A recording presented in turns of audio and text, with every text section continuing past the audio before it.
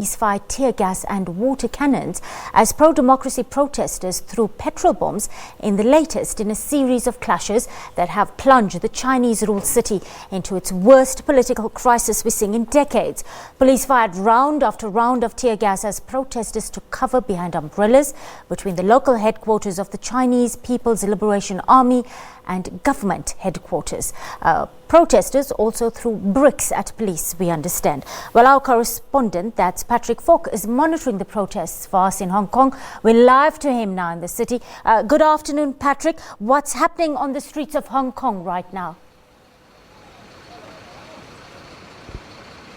Well, this is a very tense situation here right now. Just about half an hour ago, this area, which is called Causeway Bay, which it's a key shopping district, was filled with protesters who had converged after being pushed back from Central earlier today, and they were tearing the area apart. They've been pulling up bricks from the streets. Some of them we saw making petrol bombs earlier on. And just a short while ago, the police pushed through and they've repelled the protesters westward. So we've got a water cannon here, and it's a really very tense situation indeed, and very fast moving as well. I'm not even sure how long we're going to be able to remain in this position right now, but it certainly looks as though this night isn't going to end well.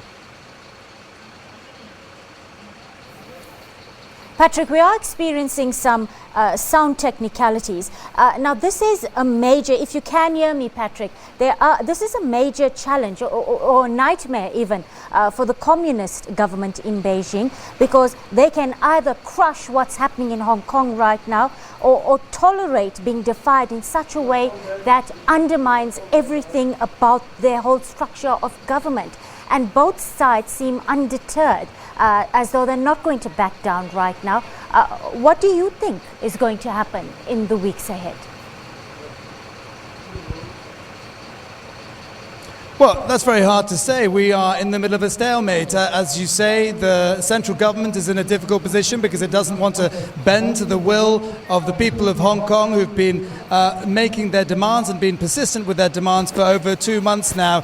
And they're also very worried indeed that this is going to spill over to the October 1st celebrations, the 70th anniversary of the founding of the People's Republic of China, and that is something they're worried about, and they're concerned that it's going to spoil the party, if you like. But look, this is something that this crisis really requires a political solution, and so for the time being that just isn't forthcoming, so there's absolutely no end in sight. With regards to what's happening today, as we know, the rally that's taken place, which started off being relatively peaceful, one might argue, albeit although this was an illegal assembly because the police had banned this rally from taking place, descended into absolute chaos as the day went on. It is arguable that might not have happened had the police allowed the rally to take place in the first place. So we had some very chaotic scenes indeed that took place in Central, and some violent confrontations,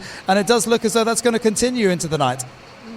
Patrick, this seems to be still right now a very much of a leaderless movement, and it's a deliberate move, one can imagine, so that one leader can't be targeted by authorities. Now, we understand that one of the prominent leaders in these protests, that's campaigner Joshua Wong, was arrested. He's already served prison time before this. He's been released on bail, and he did address the media. Do you have any idea for us? Can you give us an idea of what he said to the media contingent?